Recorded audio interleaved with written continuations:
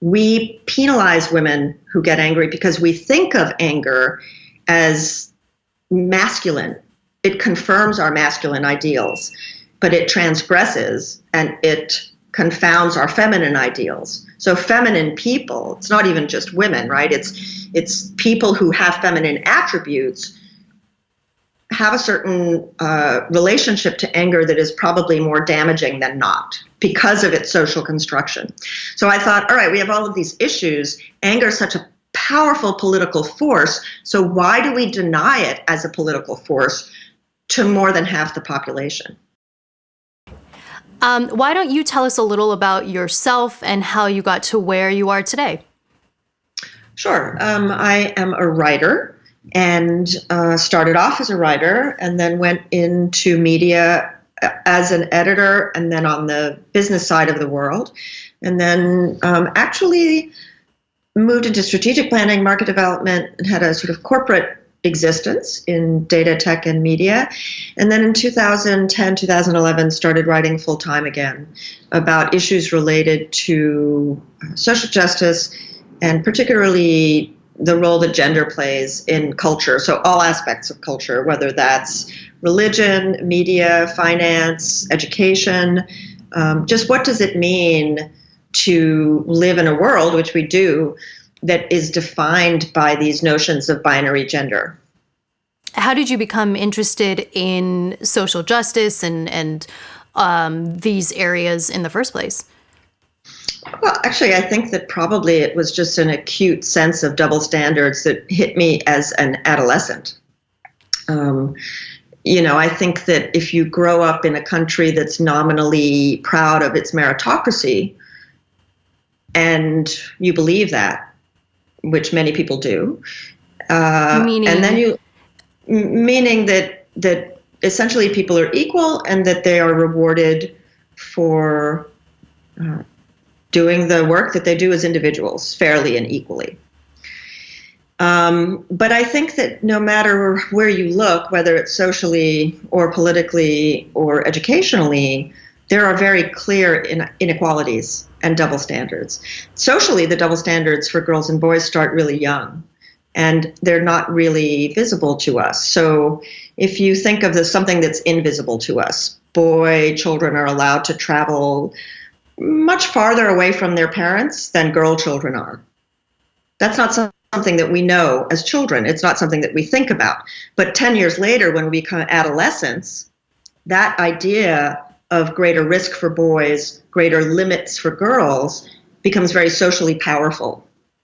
And so boys have more physical freedom, girls have less physical freedom. Girls have to adapt to all kinds of costs that come with their gender.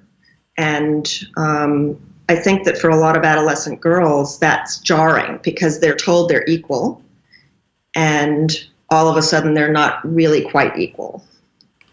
Gotcha. So you just became interested in this through your own life experiences, it sounds like. Yeah, I mean, I think that many people doing this work do. I mean, because if you're an astute child and you're looking around, you basically are observing the adults around you. You're looking at the way they're interacting, and you model your behavior. That's how we socialize people. You model your behavior on the behavior of people around you. So in my case, for example, I grew up in a Catholic family, and it never occurred to me that girls couldn't be Catholic priests until someone told me that I couldn't be a Catholic priest. And in fact, I was probably 11 or 12, and I spent the next 10 years trying to figure out why that was. Why can't women be priests? And for some people, that's just natural and normal, and they don't question it, and it's just the way the world is. But for other people, curious people, I would add, the question is why? And that was, to me, one of the sort of catalyzing incidents, trying to figure out what the rationalization for excluding girls and women from the priesthood was. So when did you decide to write your book, Rage Becomes Her? Well, I'd been writing a lot for about 10 years, like writing regularly every day, and I had a book proposal. They took lots of different lives. I kept changing it and changing it. But then we had our 2016 election, and the disparate treatment of our candidates was pretty clear, and anger was really palpable. It was evident everywhere, and actually, in what I can only define as a false equivalence, all anger was treated equally, insofar as hateful anger and compassionate anger were not distinguished, right? People kept talking about how angry the electorate was, and it was all lumped together. But in fact, there were many different things going on. So there was an anger of resentment and an anger of aggrieved entitlement that really does actually get summed up in an expression like "Make America Great Again."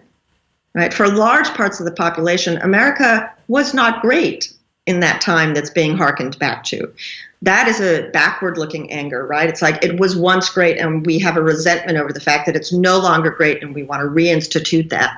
But then there's a different anger, which is an anger that looks forward, that is actually we are constantly aspiring to greatness. We are constantly aspiring to reach these democratic ideals. That's not an anger of resentment. That's more an anger of hopefulness. But our political candidates could not leverage anger equally. So Bernie Sanders or Donald Trump could stand at a podium as men, and they could stamp their fists and look a little unhinged and be angry and red-faced, and they could leverage all of that populist anger on the left or the right. But women candidates, eventually winnowed down to Hillary Clinton, can't do that. And they can't do that because penalties come when women get angry. That doesn't mean women don't get angry. It just means that they grow less powerful in anger and men grow more powerful in anger. Because socially, and study after study after study after study shows this, we penalize women who get angry because we think of anger as masculine. It confirms our masculine ideals, but it transgresses and it confounds our feminine ideals. So feminine people, it's not even just women, right? It's people who have feminine attributes have a certain relationship to anger that is probably more damaging than not because of its social construction. So I thought, all right, we have all of these issues. Anger is such a powerful political force. So why do we deny it as a political force to more than half the population? And that's essentially what your book is. Is that right? It's yes, it's a pretty comprehensive overview of how we think of emotion, politically, personally, philosophically, in terms of health, mental health, physical health, what it means at different life stages, how we socialize children in really gendered ways. So, girls are sort of denied a healthy outlet and expression of anger. They're not really taught about anger.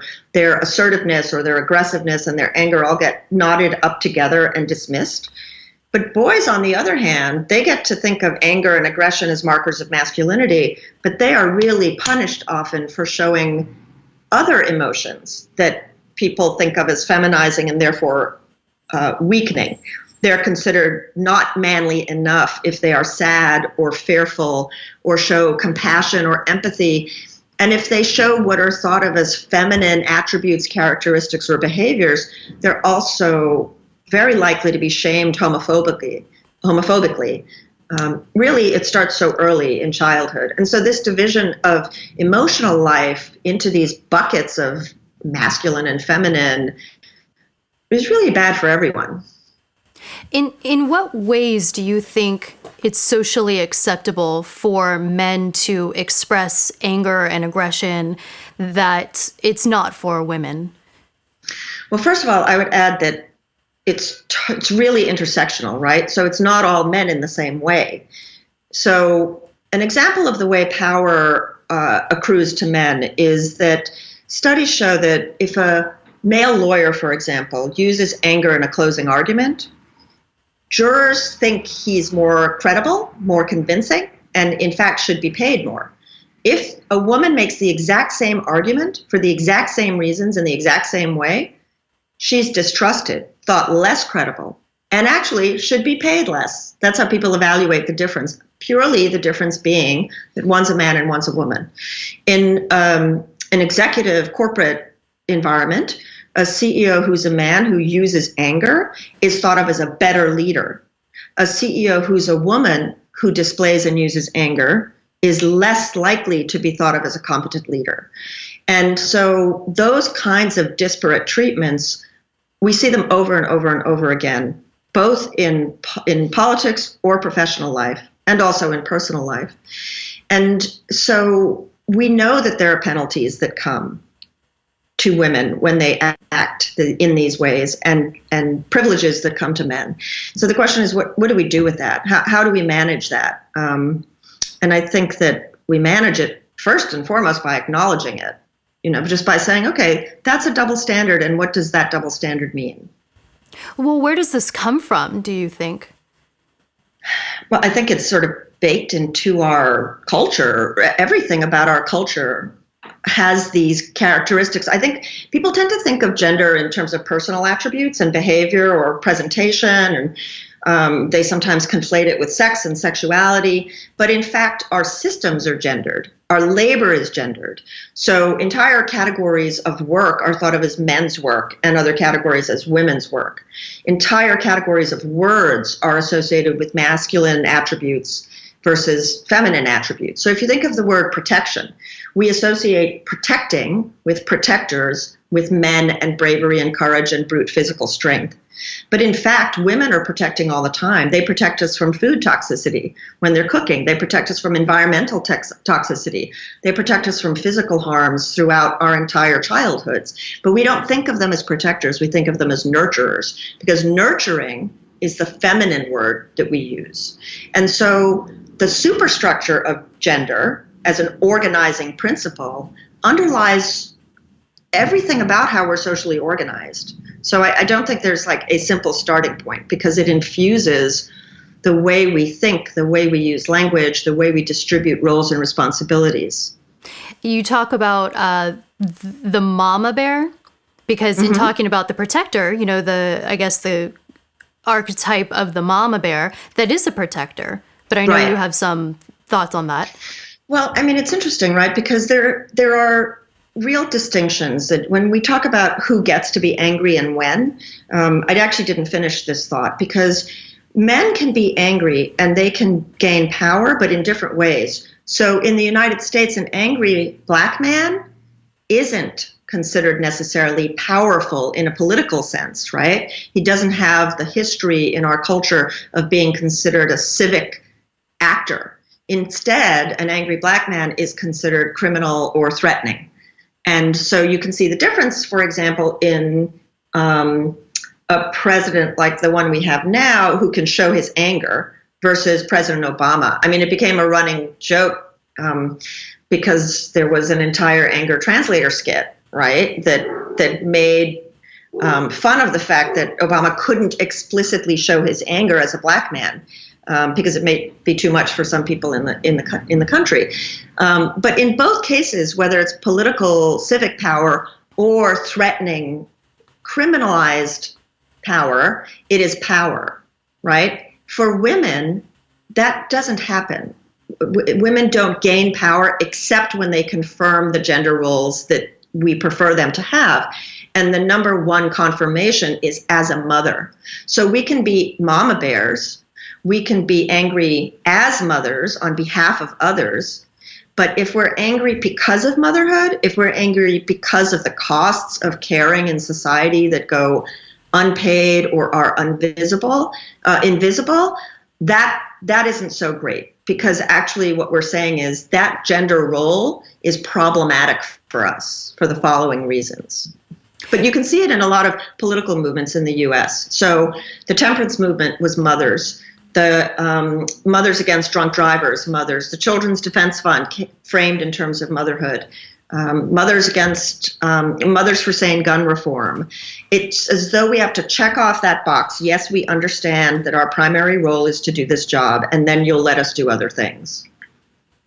And we'll talk more about essentially feminist issues, or the question, why are women angry? Why do women have rage within them? But first, I want to ask you about the effects of internalized anger, because essentially in the book, you're saying women aren't free to express the anger within them as freely as men are. And I know you talk a lot about what the consequences of that could be.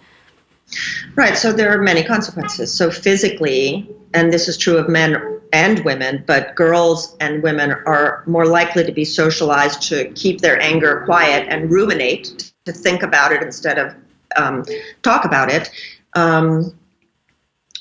If you are not processing your emotions properly, if you're not labeling those emotions and making sense of those emotions, there are real physical ramifications to that. And they include exacerbated stress, an inability to deal properly with pain. Anger has been implicated, suppressed anger has been implicated in the course of disordered eating, chronic pain, cardiovascular ailments, autoimmune disorders. That isn't causal necessarily, but it is meaningful. It's meaningful in the way those illnesses develop and in the course of their treatment. So some of the physical effects, some of the effects are physical and others are mental. So it might be anxiety or depression or self-harm, all of which have aspects of unaddressed and deeply often suppressed anger.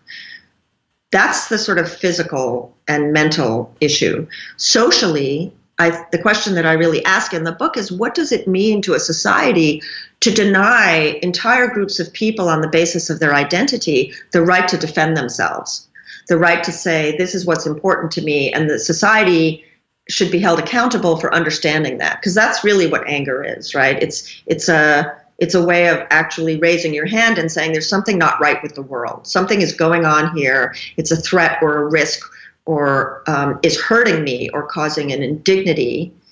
And it's a very social emotion. It's an emotion that makes demands on other people. And women are not supposed to do that. We're really socialized to put other people first, to make other people very comfortable. So we see in little girls that they are asked to stop interrupting, to use their nice voices, to smile more, to say thank you even when they don't feel thankful.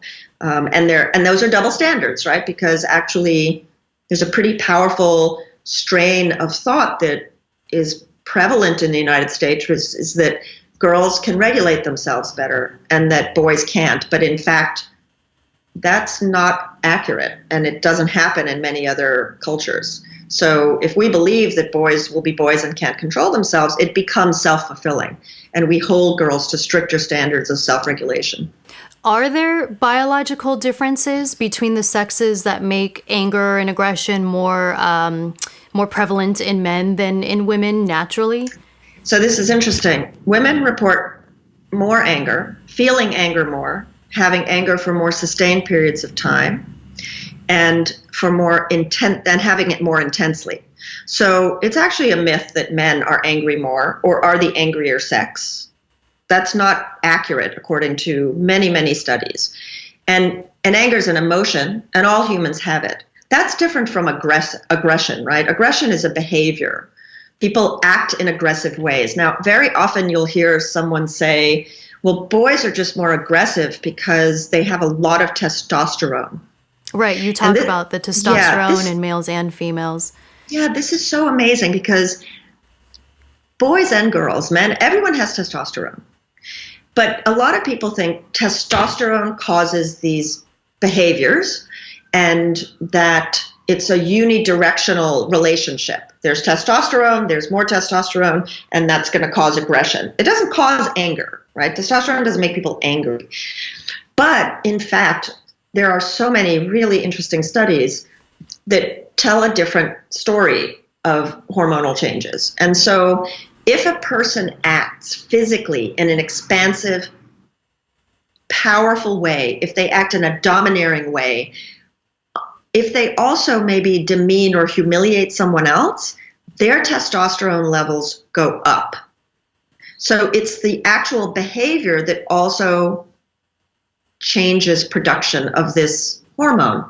Men who are nurturers, and there are societies where men take care of infants for a greater proportion of infancy, those men's testosterone levels drop through the process of nurturing.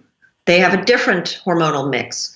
So these studies really suggest that we interrogate more deeply the way we're socializing our children, because boys are actually really actively encouraged to be much more physical and to take greater physical risks. And that affects their hormonal production, as does the way girls are socialized. Now, I make the point in the book that Title IX is really important for so many reasons. And could you explain what Title IX is? Title IX, well, we tend to think of it in terms of sports, but Title IX is an anti-discrimination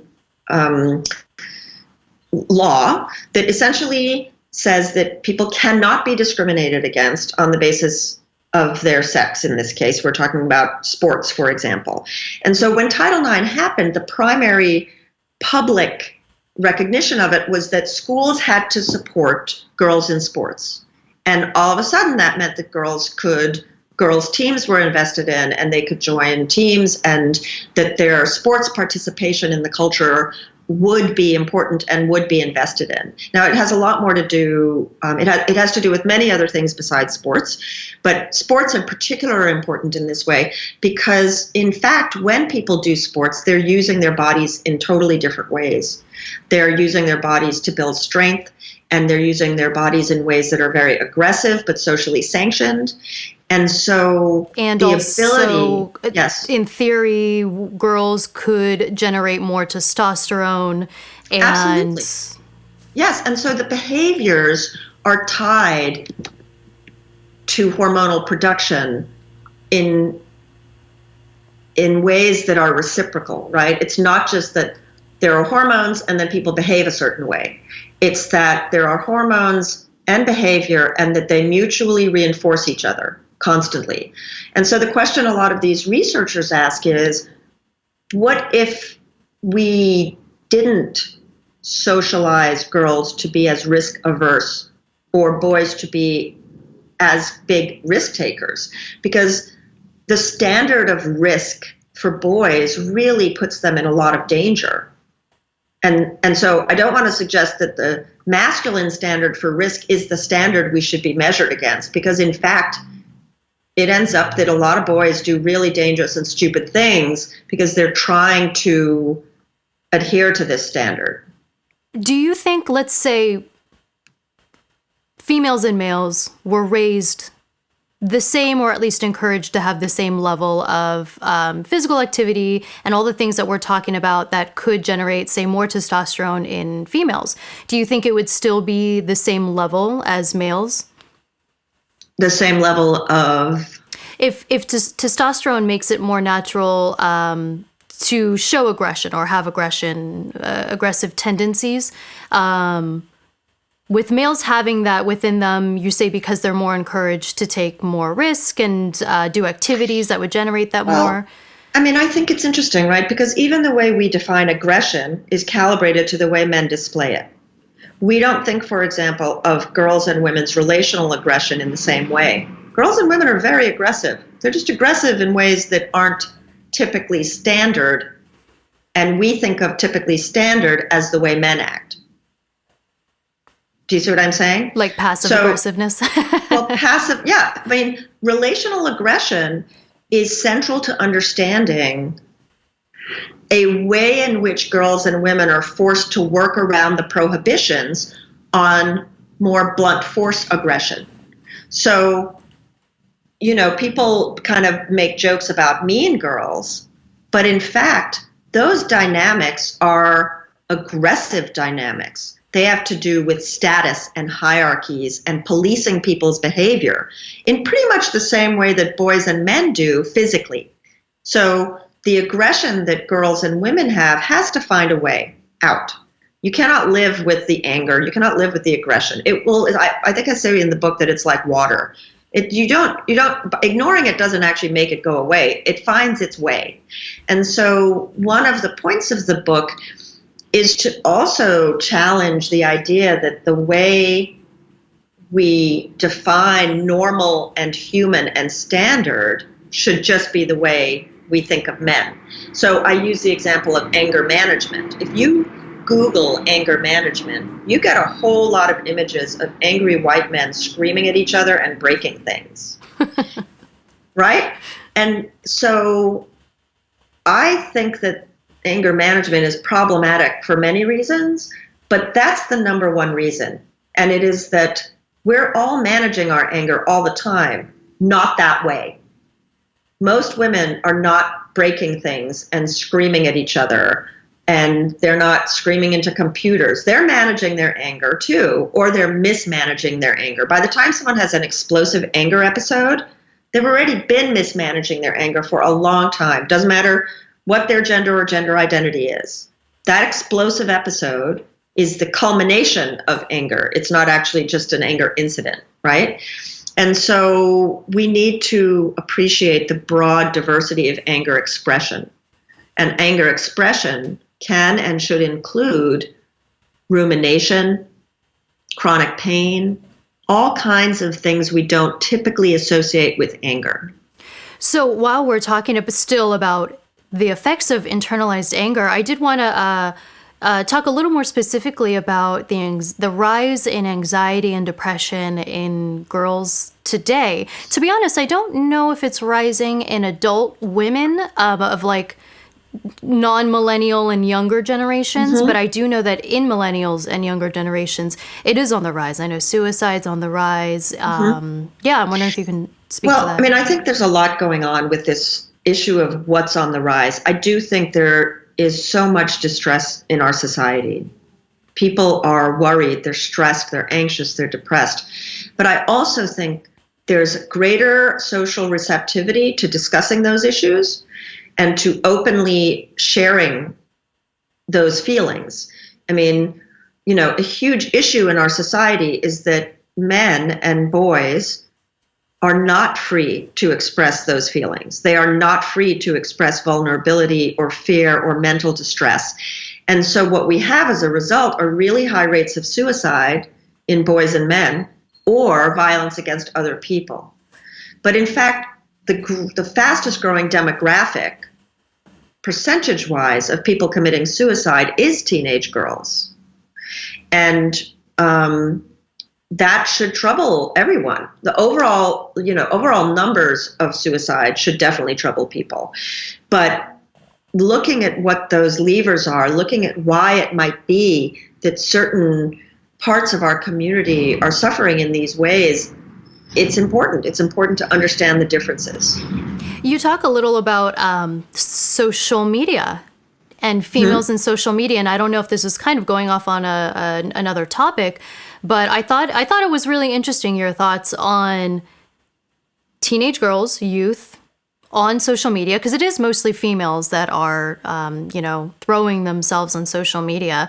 And you talk about what is perceived to be the empowerment of social media, but the difference between power and empowerment. So, a couple of things. One is, I think of gaming as social media, yet it doesn't get counted as social media in many of these studies. Boys are incredibly social in social media, if you count gaming.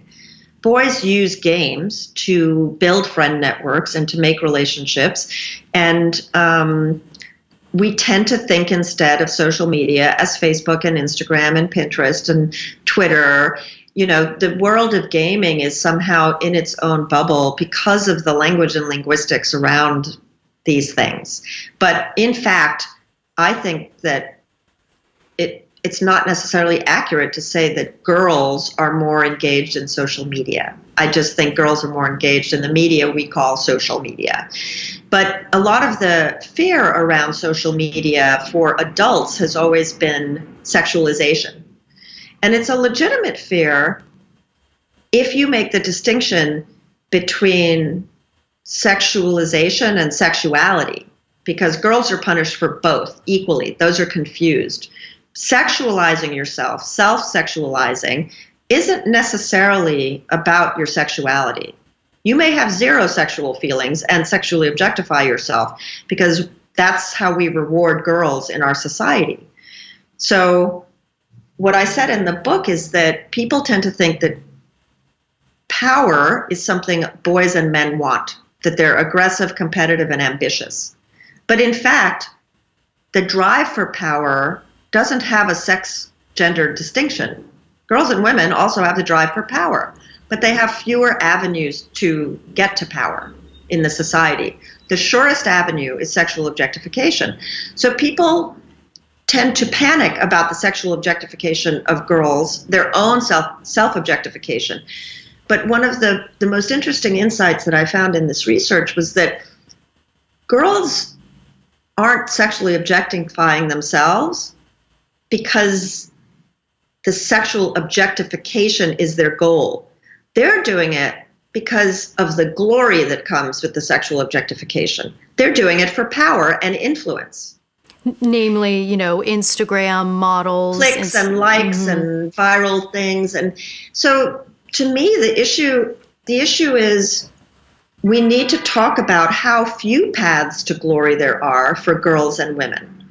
And by that I mean if you look at our sports, hegemonically masculine, right? Women's sports get less than 3% of overall coverage in media. If you look at our politics, we have a Congress that's still 80% male, largely white. If you look at Hollywood, 78% of people who speak in our movies are men. If you look at any sector at all, you have a predominance of men's stories, which represents many paths to glory and power. But for girls and women, the most visible paths to visibility, narrative, and power remain embedded in this idea that we are first and foremost sexual beings, there for the pleasure of men. So how would that change in those examples, say Congress, say sports? Because I think some people might say, well, Congress is elected by the people, which includes, 50% women, or sports is, or, the amount of sports where the money goes is where the people go, because that's how they're going to make their money back or whatever. So essentially saying that they tend to be democratic institutions that give all these men their positions. I guess, what would you say to that? Well, I mean, it's not like we can live in a bubble outside of our culture. Our culture has a tradition of male domination and misogyny. And it's built on an edifice of colonialism and white supremacy. So it's not as though you can wake up one morning and say, I think I just won't be in this culture anymore. It's not that people who are born and are identified as girls and women automatically have some sort of protective shield against the contempt of women. We all have racial bias. We all have gender bias. And the question is, to what degree can we identify how that works in the culture? People have preferences, for example, for male executive leaders. Men and women do. And we know that. People just do not think women, for example, look presidential. People don't think women are as charismatic. People don't think women are as funny. People don't think women are as smart. Now, in our culture, men and women think that, but men are much more likely to think that. So surveys of men in their 20s indicate pretty strongly that they don't believe that their female peers are as smart or as competent as they are. But so do many girls and women. So they think that about themselves. They think that about themselves, and they think that about other girls and women. So, I think a few years ago, Harvard School of Education did a study of almost 20,000 high school students. And they asked the students to define leaders and leadership and to basically identify who they trusted the most in their own communities. And everyone, regardless of race, ethnicity, class, said that they trusted young white men the most to be their leaders. And they trusted young white women the least. Now, that kind of makes sense, because in the mythology of our country, white femininity has always been the complement to powerful masculine protection and power. Men protect and they provide. And so you need someone to protect and provide if that's the case. right? And so what you end up with is this fragile, vulnerable, in need of protection, white femininity. Sandwiched in the middle there are black and brown people and black women. And what's interesting about the survey of high school students is that the people who were least confident in young white women were other young white women. Oh, that is interesting. Because young white women might see an ambitious young woman like them and be filled with confusion or contempt or anger because they feel competitive, right? Or they feel threatened.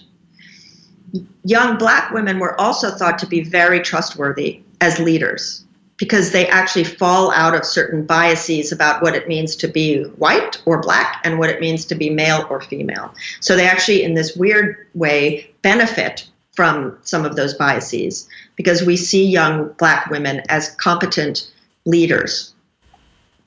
Interesting. Well, I mean, I think this is a perfect transition into the what are women angry about is what I think maybe some people might ask, which essentially comes down to the feminist issues, I would imagine. You talk about in your book, gender expectations being one of them, appearance and the expectations of household duties in couples, if you're able to speak on that. Well, I would say that different women are different, they're angry about different things. All women, though, I don't know that they would necessarily say they're angry about it, but all women pay a high cost for the threat of male violence. Our physical movements are restricted by this. I, for example, write about stranger rapes and why they're not considered hate crimes and terroristic, because it doesn't matter where you are in the world, women's physical freedom is impeded by constantly having to avoid assault. All the time. Walking to school, walking home from work, traveling, name your thing. Women are being sexually assaulted on buses and trains and bicycles. It doesn't matter where you go. And so there is this threat of violence that restricts us physically and also restricts our ability to speak freely. No one seems that concerned about women's free speech when it comes to the threat of violence. It restricts us professionally because of the fear of retaliation. I mean, we have all of these Me Too stories, but in fact, we have many more that are never told because women need to work and they need to make sure that they have an income. Racism is centrally important to women's lives and makes a lot of people angry, right? But you can't necessarily express that. And what do you mean by that racism affects a lot of women's lives?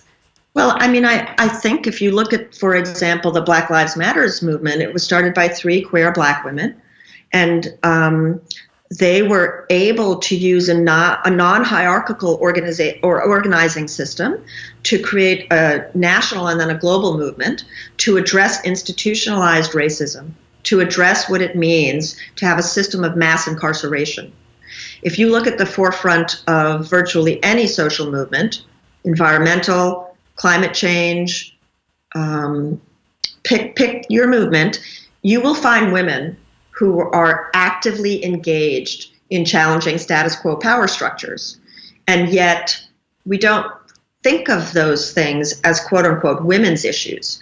But virtually any issue you can name, you will find women at the forefront.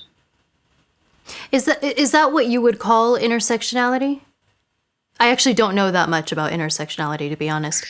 So intersectionality as a word was coined in the mid-'80s by legal scholar Kimberly Crenshaw. And I would urge anyone who's actually interested to just go read her original paper. It's like really succinct. And there are lots of misunderstandings about intersectionality. The idea, though, is that people have multiple and, yes, intersecting aspects of their identity that essentially put them at risk for various forms of discrimination or harm. And that can change contextually, but it's very important to understand. So if you are a woman who is black, you don't have the choice to decide whether you're being discriminated against as a woman or as a black person. you're actually being discriminated against as a woman and a black person, as a black woman. And that discrimination has a different quality, tenor, and intensity than the discrimination that a black man might face. And so there are so many examples we could go into as to how people are affected by intersectionality. But I think it's better probably to read her original source. It's not that long. It's very clear. Well, and in talking about sexual assault, I did want to ask you, how should we define sexual assault? Well, again, I think that there are many ways to do that, right? One is legally. So our legal system has actually had many different definitions for sexual assault.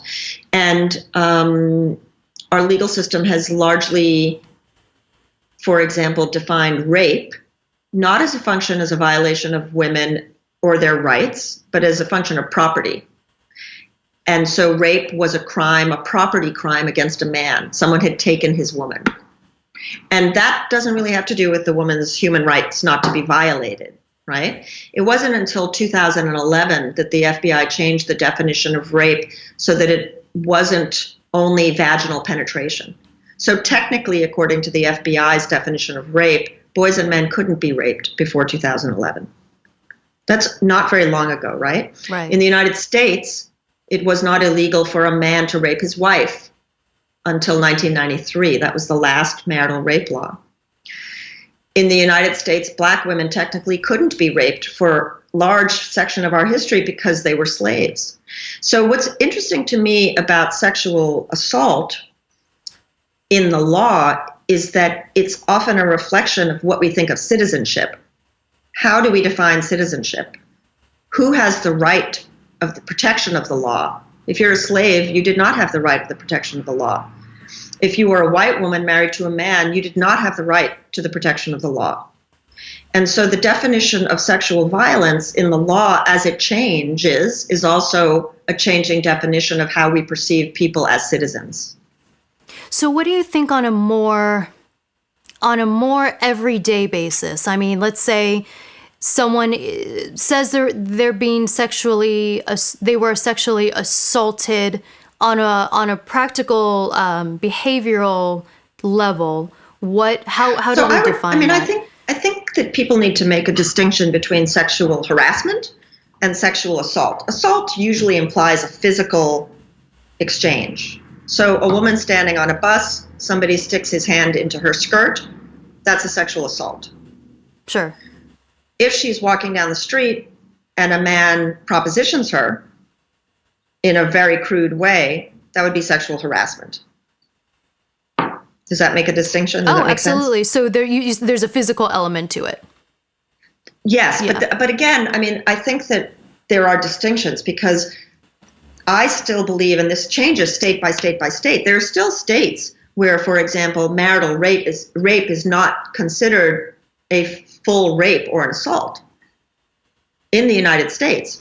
So it really changes with jurisdiction. There are still laws on the book in places like Virginia that use words like gentleman and lady to define what happens in exchanges of street harassment.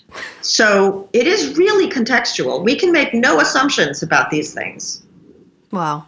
I didn't know that. I didn't know that the definitions of rape and assault were different from state to state. Yeah, they are. Interesting. And while we're talking about, feminist issues, I also wanted to ask you about the gender wage gap, which is, another reason why we would say that we have rage in us. Yeah, I mean, I think there are, people who've made small industries out of denying the wage gap, and more power to them. Yeah. But I don't really think that anyone who's taken the time to really look into the complexity of the wage gap can deny it.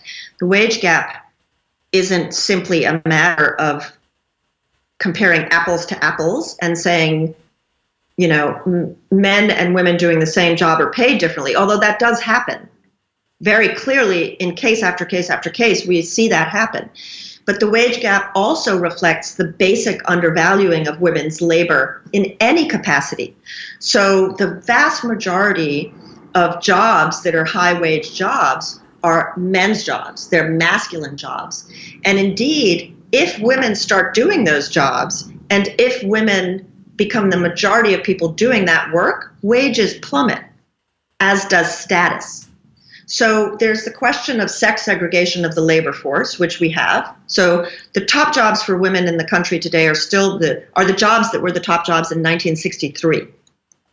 They have not changed in terms of categories.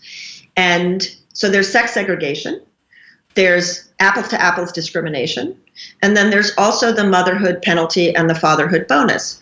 So women in their 20s without children reach peak parity in pay because children haven't entered the picture yet. But the minute reproduction starts, women still bear the burden and the cost of care.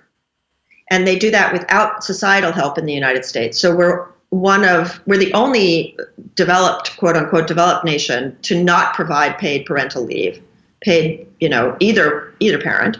But the minute we have the incidence of childbirth and reproduction, women's salaries start to plummet. Now, when someone in a corporation understands that a man's going to be a father, he actually gets a raise because he is, in our cultural mind, the person responsible for providing. Women don't get raises when they give birth. They get salary cuts. They get promotions forestalled. They need, quote unquote, more flexible hours. So they lose tenure in organizations. And that wage gap, which is really well understood, it's really well documented, that wage gap then becomes a wealth gap over time. Because if you can't stay in a job, if you don't have tenure, if you don't get seniority, you can't accrue wealth. You get off of what's called the wealth elevator. You don't have benefits. You don't have 401ks. You don't have accrued vacation time. You don't have contributions to Social Security. So what starts off as a wage gap has this real butterfly effect in terms of lifetime financial security and wealth. And so what do you think for those that say that these are personal decisions and, jumping off the, as you call it, the wealth train is a choice, having children is a choice, or taking time off of work is a choice? What do you think about that? Or like with businesses, like if, there's less hours worked or the type of jobs that we choose are personal decisions, that whole argument. Well, I think people make personal decisions that are constrained by social realities, right? We choose as a society not to support women when they have children in their professional lives. And we choose instead to reward men in those professional situations. That's just bare bones facts on the ground, given what we know about the trajectories of people's careers and the choices that they make. Now, in the home, we also have big differences in the way people do domestic unpaid work. So women are still doing 2 hours more unpaid work a week within the home. That's also a choice. It's a choice to transfer wealth in the form of time to men so that they can either work for pay more or engage in more leisure activities. So men in the country have 2 hours more leisure time a week. That's deeply cultural, right? That's a choice that people make when they're in these are heterosexual metrics, by the way, because families who are LGBTQ families tend not to have these dynamics that reinforce gender norms the same way. So we should define it as a heterosexual issue. But our institutions are really structured around the idea that there will be a single male wage earner who has the support of an unpaid spouse at home who is providing care for the elderly, for children, for domestic life. And that's just not the way most people live anymore. That's, not the majority of families in our country. So yes, there is an element of choice, but it's really unfair to define choice as though it exists in a vacuum somewhere out in space. It exists in the culture, and it exists within the political context of the choices we make as a culture. I've been hearing a lot of talk about the topic of how much work mothers, or just stay-at-home mothers do in the house that goes unpaid, and how much All mothers. It's not just stay-at-home mothers. No, you're right. Mothers. I guess my question for that would be is who would do the paying? I guess I hear that argument. I assume that it means they should be paid for the work, or I guess I was just wondering about, because I hear that a lot, and I agree. You mean that it's unpaid work? Yeah, it's unpaid work, and therefore it's you know. So the work has value, right? It has value in the economy. In fact, the entire economy depends on that work. But the entire economy depends on that work being unpaid, right? So the question is, to me, not whether it is paid or not technically, but why it is that women are doing 90% of the unpaid work. Why isn't there an egalitarian division of labor for paid and unpaid work? Because we still pretend that the women doing the unpaid labor of society are going to be supported by some magical unicorn creature for the rest of their lives. And we know that most families need at least 2 incomes to survive. And so in that environment, we need a more egalitarian distribution of all labor, paid, unpaid, domestic, professional. That's essentially what we're talking about. And society can provide alternative structures, and other societies have. They have caring economies. And so you end up with more humane social policies for the elderly, for children, for working people. I'm afraid I'm going to have to go. Oh, sure. Yes. Sure. Well, sure. I mean, if we have to wrap up, I guess, is there anything else that you would like to say that maybe we didn't cover? I always want to make sure, our guests feel like they're able to get everything out. I mean, I think for people that are really actually curious about these issues, we have a lot of secondhand information about what constitutes feminism in our culture. And feminism has a really negative reputation. And I don't think that it's any surprise as to why that would be. But I would just urge people to find out for themselves and not take so much secondhand mythologizing about the evils of equality. That's all. Sure. I mean, we don't educate people about the history of women in our political or social life in our schools, except, occasionally whipping out the dead suffragette. But there's a lot of information there for people who are curious. Great. And where can people find you and your content and material? I'm on Twitter is where I share most of my writing. And my book is available pretty much anywhere. Rage Becomes Her. Rage Becomes Her. It has 70 pages of citations and a bibliography if anybody wants to go read that material. And so, I think pretty publicly available. Yeah. Thank you so much for this conversation. Of course. Well, maybe hopefully we can have you on again sometime. I had so many other questions, but I know that. Yes, and I'm so sorry. Yeah. I know. But, if you want to do a segment on some other topic, let me know. I also have a thread on the wage gap that has all of these statistics in it, and I can send it to you, or someone can, anybody who's interested can find it on Twitter because it links to all of the research that I cited in our conversation. Yeah, absolutely. We have a whole resource section on our website, and when the bottom of this video. So if you send that over to us, we'll link it in the descriptions. Thank you so much, Soraya. I really appreciate it. Thank you for your time. Hey everyone, thanks so much for watching the episode.